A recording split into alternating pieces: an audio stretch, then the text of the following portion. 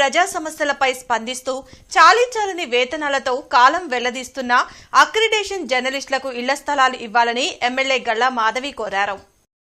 అదేవిధంగా సోషల్ మీడియాలో మహిళల పట్ల అసభ్యకరమైన వ్యాఖ్యలను చేస్తున్న వారిపై కఠిన చర్యలు తీసుకునేలా చూడాలని సూచించారు. క్షేత్రస్థాయిలో పనిచేసే majority print, electronic media, digital media విలేకరులకు అత్యల్ప వేతనాలు ఉంటాయి. సొంత ఇల్లు కట్టుకోవడం వారికి అతిపెద్ద సవాల్ అధ్యక్ష. వృత్తిలో స్థిరత్వం, నిర్దిష్టమైన పనివేళలు ఉండవు అధ్యక్ష.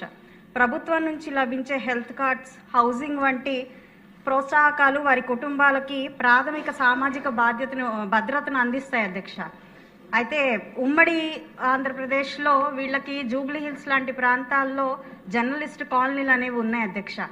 ప్రతి రంగం ప్రజల్ని తమ ప్రజలుగా, తమ సొంత కుటుంబ సభ్యులుగా భావిస్తూ వాళ్ళ అభివృద్ధి కోసం, అభ్యున్నతి కోసం పనిచేసే ఏకైక నాయకులు చంద్రబాబు నాయుడు గారు అధ్యక్ష.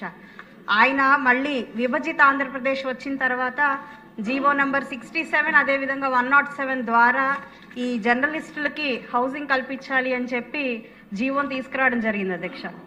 అయితే దాన్ని ముందుకు తీసుకెళ్తూ ప్రతి జిల్లాలో అక్రిడేషన్ ఉన్న జర్నలిస్టులకి ఇళ్ల స్థలాలు లేదంటే హౌసింగ్ ఫెసిలిటీని కల్పించాలి అని చెప్పి మీ ద్వారా గౌరవ చంద్రబాబు నాయుడు గారిని కోరుకుంటున్నాను అధ్యక్ష.